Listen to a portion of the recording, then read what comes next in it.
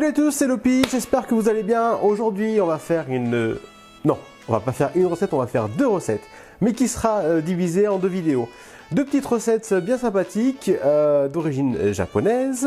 Petit dessert, mochi à la fraise fourrée à la pâte de haricots rouges. Et deuxième, petite soupe bien sympa quand il fait froid, la soupe miso. Allez, on va voir ça ensemble, la recette, les ingrédients et comment on fait tout ça. A plus. On y va, let's go!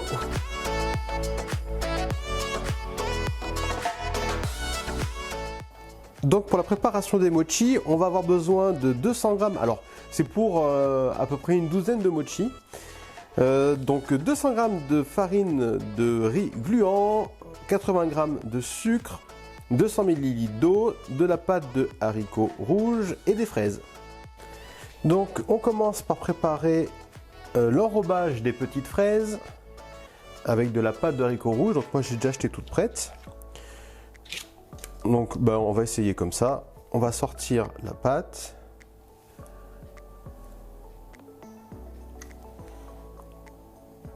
Et qu'on va venir enrober la fraise en petites boules. Et on va gentiment les réserver sur une assiette.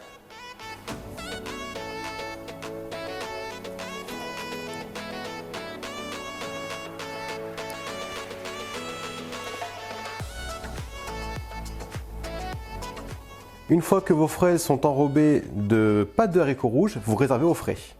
Vous prenez le compagnon, vous y mettez le batteur, la farine de riz gluant,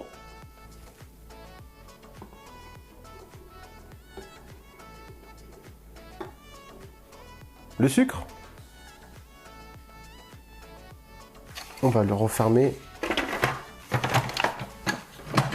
Et à travers le petit orifice, c'est là qu'on va intégrer l'eau. Donc on va lancer le batteur en mode vitesse 3 pour mélanger la farine et le sucre.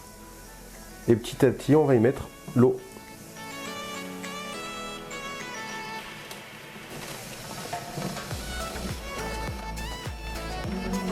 On augmente un peu la vitesse jusqu'à ce que ça fasse une pâte bien consistante.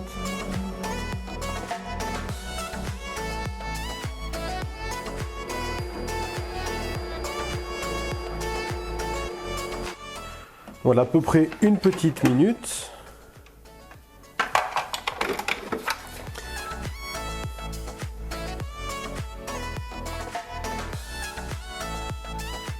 J'espère que j'aurai assez de place dedans. Ouais. Hop. Et on passe au lavage. Donc pour la suite, vous avez deux méthodes, deux façons de faire pour cuire le mochi, enfin du moins la pâte à mochi. Soit vous le mettez directement au micro-ondes, une minute, vous l'enlevez, vous remélangez bien, vous remettez une minute, vous mélangez bien, vous remettez pendant une minute. Ou alors, moi je vais essayer celle-là, celle de la cuisson à la vapeur au compagnon. Let's go. Les 700 ml d'eau. Pour la cuisson à la vapeur, on met le panier vapeur.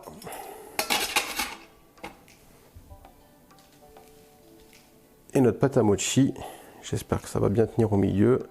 Hop. Ça passe pile poil. Ah, j'ai parlé trop vite, ça touche. Oh non, gros fail. Bon là, petit souci, c'est que j'ai mon petit bol de l'intérieur qui vient toucher le haut de mon capuchon, ici. Donc ce que je vais faire, je vais juste le laisser comme ça. Et je vais quand même lancer la cuisson. Alors, on va mettre pendant 15 minutes.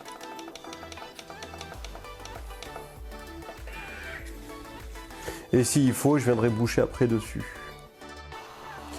Du coup, j'ai trouvé une petite astuce pour pouvoir boucher le haut de mon compagnon, la tasse que j'avais tout à l'heure, du coup, hop, pile poil dedans, ce qui permet de boucher et en même temps de laisser un peu de ventilation à ce niveau-là. Voilà, système D quoi. En attendant, préparez un plat avec de la maïzena ou de la fécule de pommes de terre, fécule de maïs, pour ne pas que le mochi, quand vous allez travailler, qui colle dans vos mains. C'est terminé, on va voir ce que ça donne. Attention, c'est très chaud. Alors, on va enlever l'excédent d'eau. C'est chaud. C'est chaud. Wouhou! Alors,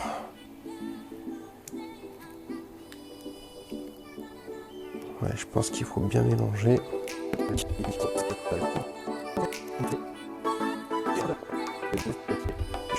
Donc il faut le déverser dans le plat avec la maïzena parce que comme vous voyez, ça colle à mort.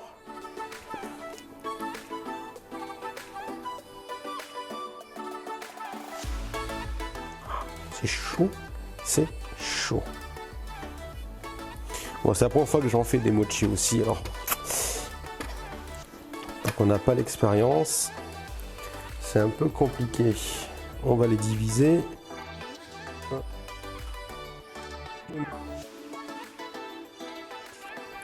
Après, avec les doigts, vous commencez à les travailler pour l'aplatir et surtout l'élargir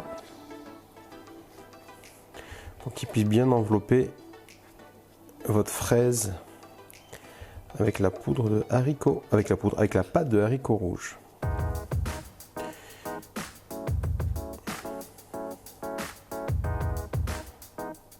Il ne manque plus qu'à rejoindre les bouts parce que la pâte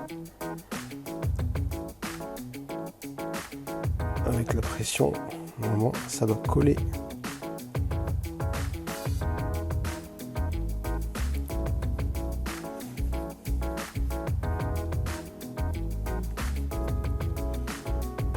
Voilà mon premier mochi. Peut-être mettre dans une autre assiette, ça sera mieux. Bon, voilà, c'est pas très joli, c'est pas très bien réussi non plus. Mais voilà mes premiers mochi. Ils feront partie de l'histoire de la chaîne. Les mochi ratés. Par contre, niveau goût, bon là vous pouvez voir, il n'y en a que 11. Niveau goût, le goût y est. La pâte est un peu épaisse à certains endroits, sinon la fraise et la pâte de haricots rouges se marient très bien ensemble. Et la pâte à mochi, ma foi, voilà, je pense que ce serait une recette à refaire. Donc voilà, ne prenez pas en exemple cette recette parce qu'elle a complètement foiré. Mais je la poste quand même parce que bon, tout n'est pas parfait. La preuve en est, c'était mes premiers mochi. Et je vous garantis que j'essaierai de les refaire différemment, mais je vais essayer de les refaire parce que je peux pas rester sur une défaite.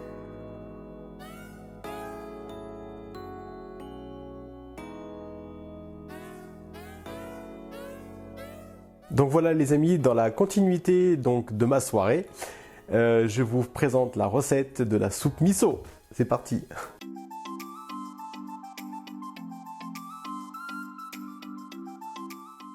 Donc pour la réalisation de la soupe miso, il va vous falloir de la poudre de dashi, donc du dashi en poudre, c'est un bouillon de poisson, du tofu pressé, des algues wakame, du miso, là pour le coup c'est du miso jaune, j'en ai pris 2 cuillères à soupe, un demi-poireau blanc et deux petits oignons nouveaux d'assez bêtes.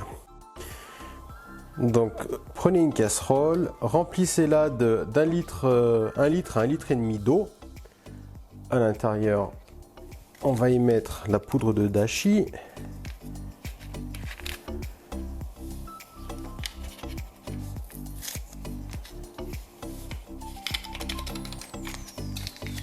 Le poireau.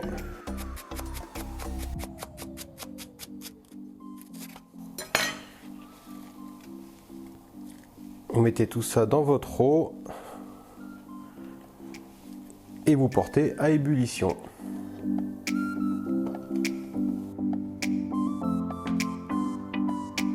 En attendant, on va préparer notre tofu.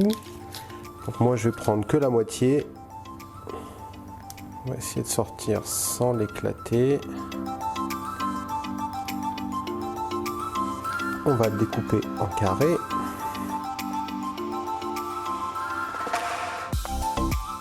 Après, vous les coupez à votre convenance. Si vous les voulez plus gros, faites.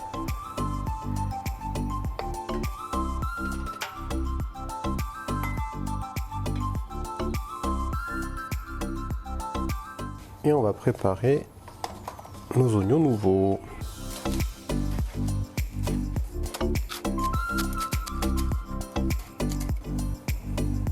Et voilà. Donc notre bouillon a cuit pendant à peu près 5 minutes. On peut enfin rajouter les cubes de tofu et les algues wakame, une petite cuillère à café parce que ça quadruple de volume, un truc de ouf.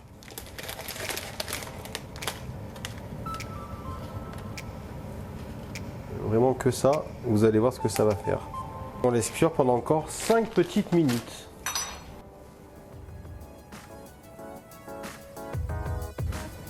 Vous voyez comment les algues ont bien grossi.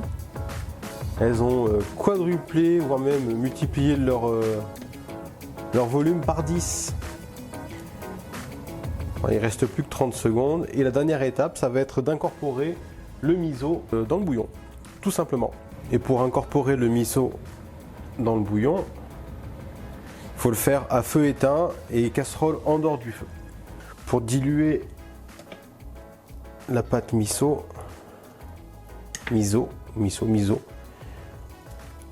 on la dilue tout doucement dans le bouillon.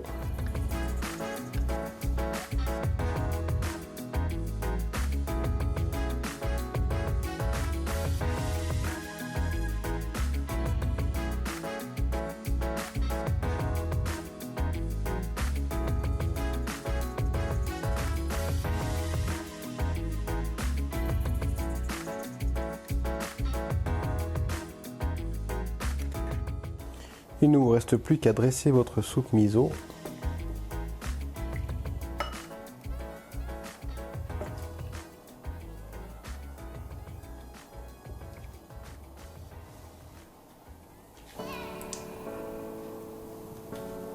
Itadakimasu!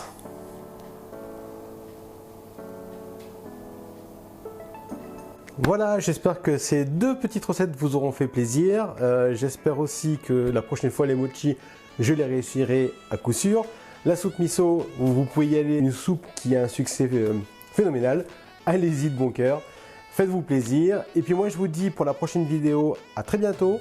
N'oubliez pas de liker la vidéo, de vous abonner, d'activer la cloche de notification pour être au courant de la prochaine sortie de ma recette qui va être, tadam, petit spoil, les pastéis de nata.